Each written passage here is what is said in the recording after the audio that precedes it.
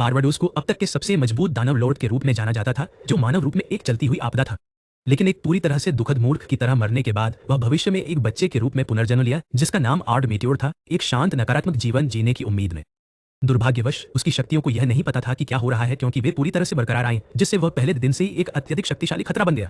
एकमात्र चीज जो खराब रही वह थी उसकी सामाजिक कौशल, जो पूरी तरह से अस्तित्वहीन थी। अपने पिछले जीवन में अपने सबसे अच्छे दोस्त को खोने के बाद, इससे पहले कि कोई रोमांच शुरू हो सके, उसने जीवन को गुस्से में छोड़ दिया और भावनात्मक क्षति और शून्य रिच के साथ पुनर्जन्म लिया। तेजी से आगे बढ़ते हुए उसके नए परिवार ने उसका 100वां जन्मदिन मनाया, जबकि यह आदमी 10 पूरे साल जादू और मार्शल आर्ट में पसीना बहाते हुए बिताया, केवल यह रियलाइजिंग करने के लिए कि उसके पास अभी भी कोई दोस्त नहीं था। एक दिन उसने कुछ बच्चों को बाहर खेलते हुए सुना और अपनी बची हुई मस्तिष्क कोशिकाओं का उपयोग करते हुए उसने चिल्लाया कि उसके दोस्त बने, जिससे वह निश्चित रूप से एक मनोवैज्ञानिक की तरह दिखा, इसलिए वे तुरंत भाग गए। उस अपमान से संतुष्ट नहीं होकर उसने 3 लड़कियों के साथ फिर से कोशिश की, लेकिन उसकी चिंता इतनी बढ़ गई कि वह संपर्क के बीच में ही गिर पड़ा, जैसे कि वह एक टूटा हुआ नपीसे हो। लड़कियों ने इस क्रूपी बच्चे को देखा, घबरा गई और भाग गई। फिर उसने उन पर संस्कृति के आदमी होने और प्लॉट विकसित करने की इच्छा के बारे में चिल्लाया, जिससे चीजें और भी खराब हो गई, जिससे किसी को भी आश्चर्य नहीं हुआ। उन्होंने उसे एक घृणित क्रीप कहा और चली गई, उसे नकारात्मक करिश्मा अंक छोड़ते हुए। स्वाभाविक रूप से उसने अस्वीकृति को एक परिपक्व व्यक्ति की तरह संभाला, पूरी निराशा में एक पूरे जंगल को नष्ट कर दिया। शांत होने के बाद उसने मेयर अल्हाइड से पूछा कि दोस्त कैसे बनाए, और उस आदमी ने उसे बस दयालु होने के लिए कहा। आर्ड ने इसे बहुत गंभीरता से लिया और तय किया कि वह सभी महिलाओं का सम्मान करेगा, जो सिद्धांत में अच्छा लग रहा था, लेकिन व्यवहार में भयानक रूप से गलत हो गया। तभी उसने जंगल में एक लड़की की चीख सुनी और एक चांदी के बालों वाली लड़की को एक विशाल भेड़िए से लड़ते हुए पाया। भेड़िया आमतौर पर शांत था, इसलिए प्रकृति भी यह समझने में भ्रमित थी कि क्या हो रहा है। लड़की ने बिजली के साथ भेड़िए को नष्ट कर दिया, जैसे कि उसने उसे पैसे उधार दिया हो। फिर आर्ड को एक क्रीप की तरह घूरते हुए देखा। आर्ड ने उसके पास जाकर अपनी अंतिम मस्तिष्क कोशिका का उपयोग करते हुए उसकी छाती की तारीफ की। जब यह विफल हुआ तो उसने तुरंत उसे चपटा कहकर अपमानित करना शुरू कर दिया, यह साबित करते हुए कि उसकी सामाजिक कौशल बचाने के लिए परे थी। इसी तरह उस सभी आपदा के बाद उसने उससे दोस्ती के लिए पूछा, और अपने दुखद जीवन में पहली बार उसने वास्तव में जवाब दिया। उस एक शब्द ने उसे आशा दी, लेकिन उसने जल्दी से इसे कुचल दिया, यह कहते हुए कि वे कभी एक दूसरे को नहीं समझ सकते, और भाग गई। वह रोते हुए घर लौटी, जबकि आर्ड उसके पिता से शिकायत करने गया, उसके सलाह को भुनाते हुए। फिर उसे फिर से देखा और खुद को आश्वस्त किया कि यह भाग्य था। अगले कुछ हफ्तों में वह उसे एक जिद्दी पागल की तरह पीछा करता रहा, जबकि वह एक भूत की तरह भागती रही। उसके जन्मदिन पर उसने उसे फूल दिए, लेकिन फिर यह खुलासा किया कि वह उसके बारे में हर विवरण जानता था, जिसमें वह चीजें भी शामिल थी जो उसे बिल्कुल नहीं पता होनी चाहिए थी, जिससे वह उसकी आंखों में अजीब से सीधे पूर्ण अपराधी में अपग्रेड हो गया। उसने फूल जला दिए और उसे क्रीप कहा, और सच में वह उदार हो रही थी।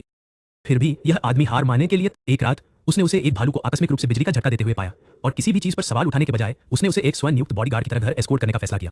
वह फिर से भाग गई, वह फिर से पीछे चला गया, और उसने उसे चांद की तरह तुलना करना शुरू कर दिया। फिर इसे एक निराशाजनक कव्वू की तरह समझाया जिसमें कोई जागरूकता नहीं थी। वह फिर से भाग गई, जबकि वह घर गया और कविताएं और गाना गाने की कोशिश की, जो उसके पिछले जीवन में उतनी ही बुरी तरह विफल हो गई, कम से कम स्थिरता साबित करते हुए। अचानक गांव पर गोब्लिनों ने हमला किया, और जबकि लोग अपनी जान के लिए चिल्ला रहे थे, आर्ड ने देखा कि जिन्होंने उसे अस्वीकार किया था वे भाग रहे थे, और सोचा कि वे इसके लायक थे, जो वास्तव में जंगली व्यवहार है। उसके पिता ने गोब्लिनों से लड़ाई की, जबकि मेयर ने खुलासा किया कि इरीना गायब थी, और यह अंततः आर्ड के अपराध को ट्रिगर कर दिया। उसने महसूस किया कि उसकी कृपी व्यवहार ने उसे खतरे में डाल दिया हो सकता है, इसलिए उसने उसे बचाने का वादा किया और उड़ गया, सभी को चौंका दिया, क्योंकि जाहिरा तौर पर यह बच्चा बस भौतिकी को तोड़ता है। जंगल में इरीना गोब्लिनों से घिरी हुई थी, जो उसका मजाक उड़ा रहे थे, उसकी भावनात्मक कमजोर बिंदु को गंभीरता से हिट कर रहे थे। सभी उत्पीड़न को याद करने के बाद उसने हार मान ली और अपना हथियार गिरा दिया, मरने के लिए तैयार। जब चीजें भयानक रूप से गलत होने वाली थीं, उसने पहली बार आर्ड का नाम पुकारा। यहूदा ने आर्ड ने दिखाया, अपनी शक्ति को दिखाया, और हर गोब्लिन को पूरी तरह से मिटा दिया, जैसे वे बैकग्राउंड एक्स्ट्रा हो। नेता ने अपनी किस्मत आजमाने की कोशिश की, लेकिन आर्ड ने उसकी ओर देखा और उसे उड़ा दिया, क्योंकि जाहिरा तौर पर आंखों का संपर्क अब घातक है। नरसंहार के बाद आर्ड ने उसकी जांच की, लेकिन उसने सवाल किया कि उसने उसे क्यों बचाया जब वह मरना चाहती थी। उसने स्वीकार किया कि वह अकेलेपन को समझता था और अपने घुटनों पर गिर गया, वादा किया कि कभी भी एक दोस्त को धोखा नहीं देगा, अपने पिछले पछतावे को प्रकट करते हुए। यह वास्तव में उसे हिट किया, और संकोच करने के बाद उसने उससे वादा करने के लिए कहा कि वह हमेशा उसके साथ रहेगा। उसने वर्वाटोस के नाम पर शपथ ली, और बस ऐसे ही उसने उसे स्वीकार कर लिया।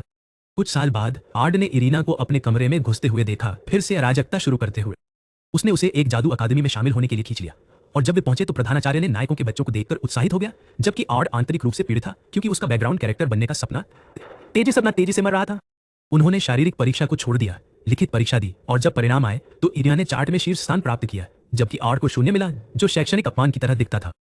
यह पता चला कि उसके उत्तर आधुनिक मानकों के लिए बहुत उन्नत थे, इसलिए उन्होंने सब कुछ गलत अंकित किया। प्रधानाचार्य ने उसकी प्रशंसा की, उसकी प्रतिभा का खुलासा किया, और यहां तक कि यह भी बताया कि उसके माता पिता किंवदंती नायक थे, जिससे उसकी अनदेखी योजना पूरी तरह से नष्ट हो गई। जैसे चीजें पहले से ही बुरी नहीं थी, एक रहस्यमय महिला खतरनाक संपत्तियों के साथ उसे दूर से देख रही थी। बाद में कक्षा में अचानक सभी ने उनके दोस्त बनने की इच्छा जताई, और जबकि आर्ड को यह परेशान था कि उसका पिछले सपना मर चुका था, वह इस बात से भी खुश था कि उसके पास आखिरकार उसके चारों ओर लोग थे। लेकिन शांति लंबे समय तक नहीं रही, क्योंकि एक आदमी जिसका नाम इराल्डो था एक लड़की को ऐसे थप्पड़ मारने में व्यस्त था जैसे कि वो उसकी मालिक थी। इरीना तुरंत हस्तक्षेप की उसे रोकने के लिए कहा, लेकिन इराल्डो ने दावा किया कि यह उसका पारिवारिक मामला था। आर्ड ने भी हस्तक्षेप किया, यह कहते हुए कि यह तर्क पूरी तरह से कचरा था और किसी को भी प्रताड़ित करना कभी भी स्वीकार्य नहीं था, मूल रूप से संघर्ष के लिए मंच तैयार कर रहा था। आर्ड ने सीधे इराल्डो से माफी मांगने के लिए कहा, लेकिन एक सभ्य मानव होने का अभिनय करने के बजाय उस जोकर ने उसे एक द्वंद्व के लिए चुनौती दी, क्योंकि निश्चित रूप से उसने ऐसा किया। जब चीजें बढ़ने वाली थीं, एक शिक्षक ने हस्तक्षेप किया, लेकिन जैसे ही आर्ड ने उसकी आवाज सुनी और उन कानों और कपड़ों को देखा, उसकी आत्मा लगभग उसके शरीर से बाहर निकल गई। उसे एहसास हुआ कि यह ओलिविया थी, उसके पूर्व अनुयायियों में से एक, जिसका मतलब था कि अगर उसने उसे पहचान लिया तो उसका शांत नकारात्मक जीवन खत्म हो गया। उसने सामान्य होने की कोशिश की और उसकी सुंदरता की तारीफ की, जैसे कुछ गलत नहीं था, लेकिन ओलिविया ने तुरंत कुछ गलत महसूस किया और सवाल करना शुरू कर दिया कि उसने उसे पहले कहां देखा था। उसे उजागर करने के बजाय उसने द्वंद्व की स्वीकृति दी और उसे अपनी शक्ति दिखाने के लिए कहा, मूल रूप से एक जाल स्थापित किया। युद्ध भूमि पर आर्ड आंतरिक रूप से घबरा गया, यह सोचते हुए कि बिना खुद को उजागर किए कैसे जीते, जबकि इराल्डो ने आत्मविश्वास से एक चमकदार जादू वृत्त का आह्वान किया और एक हमले को लॉन्च किया जैसे कि वह मुख्य पात्र था। दुर्भाग्य से उसके लिए आर्ड ने बिना झिझक के एक जादू की दीवार से इसे आराम से ब्लॉक कर दिया। इराल्डो ने अपनी गरिमा को बचाने की कोशिश की, रक्षा की प्रशंसा करते हुए, लेकिन आर्ड ने तुरंत उसे भुनाया, उस हमले को पूरी तरह से कचरा कहा। यह उसके अहंकार को किसी भी जादू से अधिक हिट किया। गुस्से में इराल्डो ने आग की गेंदों को बार बार फेंकना जारी रखा, उन्हें मेगा फ्लेयर कहते हुए, जैसे कि वह एक क्रिंज एडगोर था। लेकिन आर्ड ने बिना किसी कठिनाई के सब कुछ ब्लॉक किया, यह सोचते हुए कि यह आदमी सामान्य जादू को ऐसे नाम क्यों दे रहा था जैसे वे किंवदंती चाले थी। उसने यह भी बताया कि वह पहले वही जोकर व्यवहार करता था, लेकिन उसने रोक दिया क्योंकि यह उसे पीछे रख रहा था, मूल रूप से इराल्डो को सभी के सामने उजागर कर रहा था। अंत में उसने अपमान को समाप्त करने का फैसला किया और उसे दिखाया कि असली गीगा फ्लेयर कैसा दिखता है। ओलिविया ने ध्यान से देखा, जब आर्ड ने अपनी उंगलियां चटकाई, तुरंत सब कुछ निष्क्रिय कर दिया और इराल्डो को वहां खड़ा छोड़ दिया, भ्रमित जैसे कि उसका मस्तिष्क काम करना बंद कर दिया। आर्ड ने समझाया कि उसने पहले जो देखा था वह वास्तव में एक गीगा फ्लेयर था और उसे याद रखने के लिए कहा कि असली गीगा चोर कौन था, पूरी तरह से उसकी गर्व को नष्ट कर दिया। लड़ाई के बाद इरीना ने गुलाबी बालों वाली लड़की को चेतावनी दी कि अगर इराल्डो ने फिर से उसे परेशान किया तो उसे बताना, जबकि आर्ड ने आराम से माफी मांगी कि वह थोड़ी अधिक सीमा में चला गया, भले ही उसने उस आदमी को दूसरे आयाम में अपमानित कर दिया हो। ओलिविया अभी खत्म नहीं, उसने उससे पूछताछ करना शुरू किया कि उसने एक साथ 2 जादू कैसे किए। आर्ड ने एक विश्वसनीय झूठ बनाने के लिए संघर्ष किया और कहा कि उसने बस 2 सरल जादू का उपयोग किया, यहां तक कि यह भी कासुअली उल्लेख करते हुए कि वह एक साथ दर्जनों का उपयोग करने के लिए उपयोग किया जाता था, जो कहने के लिए सबसे खराब संभव चीज थी। ओलिविया ने तुरंत इसे बाहर बुलाया, यह बताते हुए कि यहां तक कि डबल कैस्टिंग को भी एक खोई हुई कौशल माना जाता था और अब वह पूरी तरह से संदिग्ध थी। उसने सवाल किया कि उसके पास इस युग के लिए शून्य सामान्य ज्ञान क्यों था और मूल रूप से वादा किया कि वह किसी न किसी तरह से उसके रहस्यों को खोदने का प्रयास करेगी, और उसकी आत्मविश्वास के आधार पर यह आदमी गंभीर परेशानी में था। एक सप्ताह बाद ओलिविया ने सभी से 3 व्यक्ति टीम बनाने के लिए कहा और तुरंत पूरी कक्षा ने आर्ड और इरीना के चारों ओर मक्खियों की तरह घेर लिया, सबसे मजबूत जोड़ी में शामिल होने के लिए बेताब। लेकिन उन्होंने देखा कि गुलाबी बालों वाली लड़की अकेली खड़ी थी, जैसे कि एक भूली हुई साइड कैरेक्टर।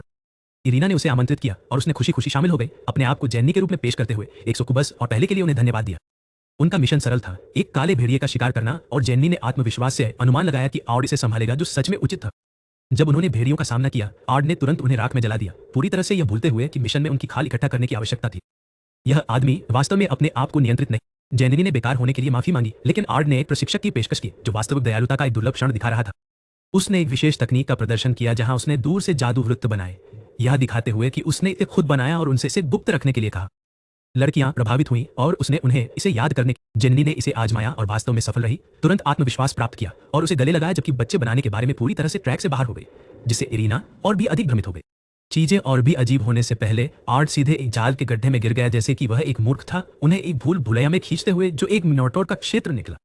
घबरा जाने के बजाय आर्ड ने इसे एक कक्षा की तरह लिया और उन्हें बताया कि यह अंतिम पाठ होगा। जब मिनोटोर ने हमला किया तो उसने अपनी एक उंगली से उसकी विशाल हड़ताल को जैसे कुछ नहीं किया और उसे घूंसा मारा।